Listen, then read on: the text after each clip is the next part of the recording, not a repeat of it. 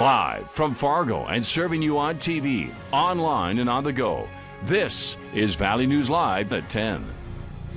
We'll learn later this week what school will look like for Minnesota students this fall. No matter what's announced on Thursday, districts are again preparing for internet service to be an important piece of the equation. Connection problems plagued some areas in greater Minnesota this past spring. As Liz Collin discovered, not much has changed months later.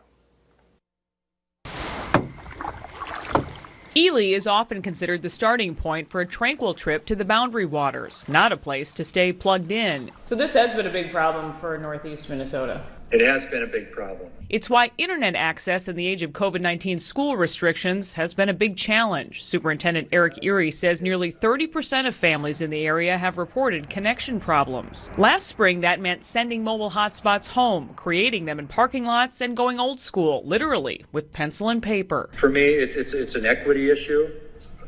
So our kids didn't have equal access to really distance learning. On Facebook, families vented with similar frustrations from western and central parts of the state. In Morrison County, 15-year-old Caleb didn't have the speed or bandwidth to make Google Classroom or YouTube work. You can't build a road overnight, and you can't build a broadband network that serves every Minnesotan overnight either.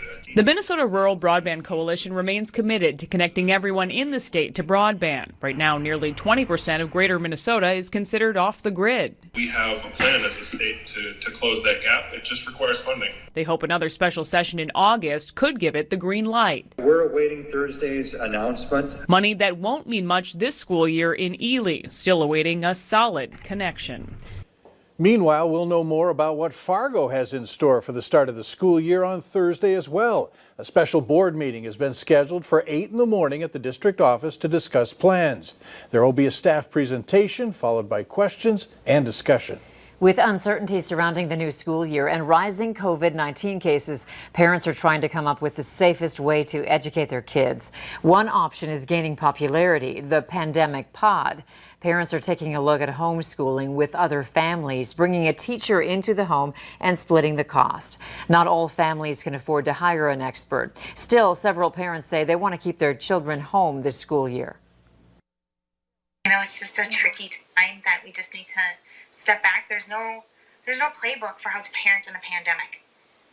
There's no playbook on how to educate in a pandemic. We don't know what that looks like. On Saturday at 10 in the morning, experts will host a homeschooling 101 session for parents who are looking for guidance. We have more information on that on our VNL News app.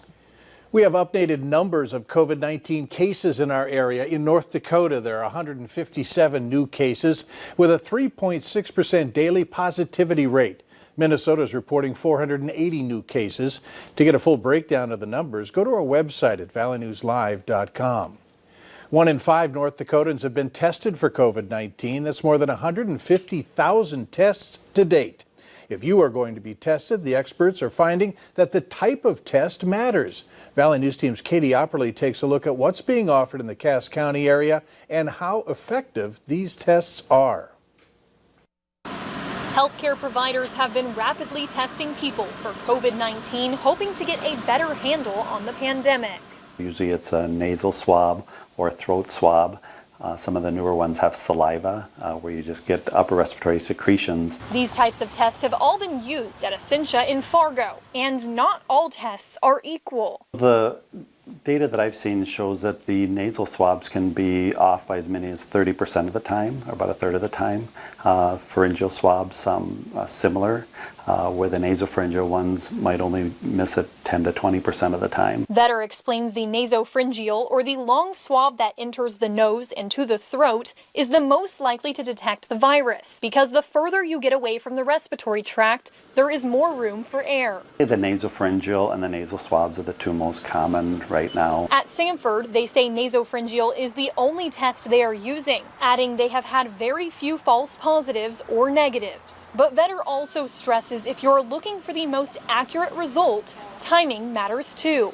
If you do it a few days before you have symptoms or a week or more after symptoms, the test isn't going to be as reliable or as accurate. Health experts say new technology and studies are surfacing every day as the pandemic continues to impact the nation, working to find the most effective way to detect and combat the virus. In Fargo, Katie Opperly, Valley News Live. Experts also say there have been a lot of questions about antibody testing. That uses blood to see if you have immune response to COVID-19 and tells if you've had a previous infection. But it does not tell you if you currently have the virus. North Dakota's governor says he has set a new goal for the state to do 8,000 COVID-19 tests a day. It follows a recent shift and test distribution strategy as demand continues to increase. While North Dakota has opted to stay open and other states have closed down, the demand for health care overall is going up. There is a concern not about beds, not about equipment, not about PPE, not about ventilators. Those concerns that we had 3 months ago are gone, but we still have some concerns, and we'll be putting some attention to make sure that we've got appropriate workforce to make sure that we can staff at need be if we continue to see cases. This expansion on testing efforts comes at a time when university students are preparing to come back into the states, and universities and colleges say they will require testing before the school year starts. So how will the state get to 8,000 tests a day? Well, the governor says he's in talks with research university labs to meet that demand. After a turbulent few months for the meat market, wholesalers now say production and prices are getting back to normal, meaning you might see beef, pork, and poultry drop in price at the grocery store. Wholesalers say that prices are near where they were this time last year. This comes after prices spiked in May.